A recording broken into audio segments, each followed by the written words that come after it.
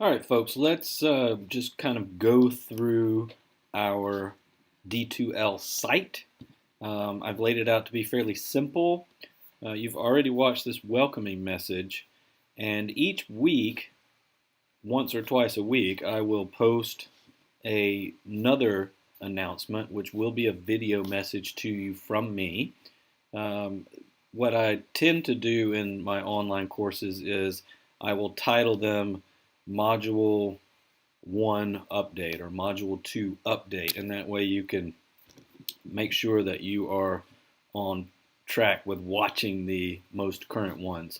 Make sure that you do watch them because sometimes I either help clarify some of the assignments or I might modify an assignment. But make sure that you watch them just so that you don't miss things. That's what that's there for. Okay, over here is our content browser, which is where you're going to do most of your work. And you have already gone to the Start Here folder, but I'm going to open it anyway, where you see the syllabus.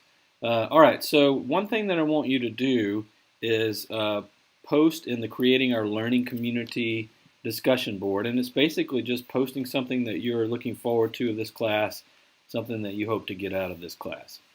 You'll also see a link to minimum technology requirements and minimum technical proficiencies or skills expected. A couple of resources on netiquette, which is etiquette in online learning environments. You'll find a folder on D2L help, things like video tutorials, help files, 24/7 support center, and also an important link to the D2L maintenance schedule. Make sure that you look to see when D2L is going to be down this summer for maintenance so that you're not scheduling your work during those times. That would be disappointing to say the least. All right, also in the Start Here folder we have student support services links, distance education resources, student disability services, etc. And then a whole host of other resources that are available to you as a student. All right, let's go back then and look at what a learning module looks like. When you click on a learning module folder, you will see the first link is to the learning objectives for that folder, which you can look to see which one of the CACREP standards we're trying to focus on for this particular learning module. Then you'll see what the readings are for that particular learning module. Make sure that they line up with the readings that are in the syllabus because it's possible that as a human I made a mistake and have the wrong readings listed here. So if you do see a discrepancy, then post me something on the general questions discussion board to make sure that you are reading the right things.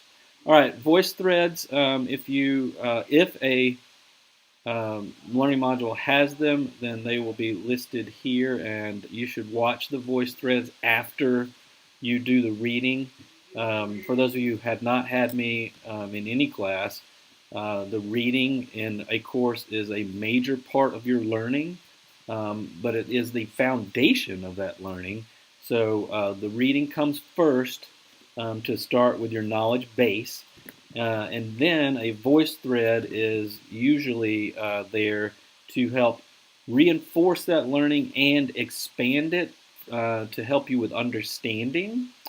So that's what that is about in terms of the learning cycle.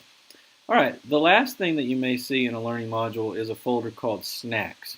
Now, unlike a full meal, like a voice thread that can take some time for you to digest, snack learning is meant to be very brief in nature with content that you should have in your knowledge arsenal.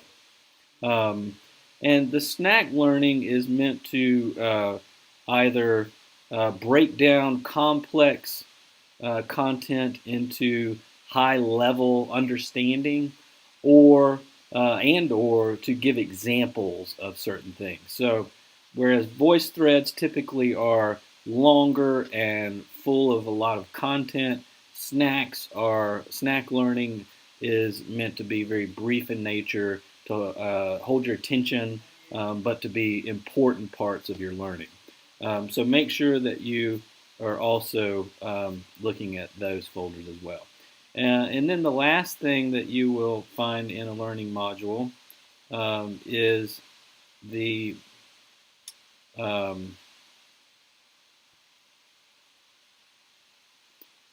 you should find a discussion board. I need to change that for Module 1. All right, you should find a discussion board. There'll be a discussion board in each of your learning modules. Your original post should be completed by Thursday evening at 11:59 p.m. And then at least one thoughtful, meaningful reply that expands the dialogue by Sunday at 11:59 p.m. All right.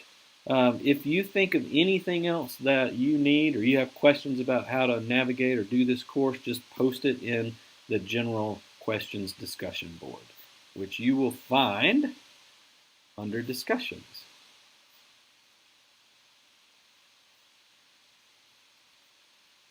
General questions discussion board.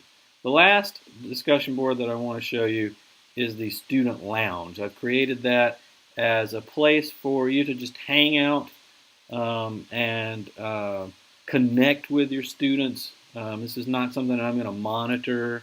I may, from time to time, look at it, but I'm not really concerned about it. It's a place where you can just share things with each other, frustrations, or you can share excitements or good things that are happening in your lives. Just a place, if you need it, to chill out with each other. All right. Have a wonderful class, and I will be seeing you online.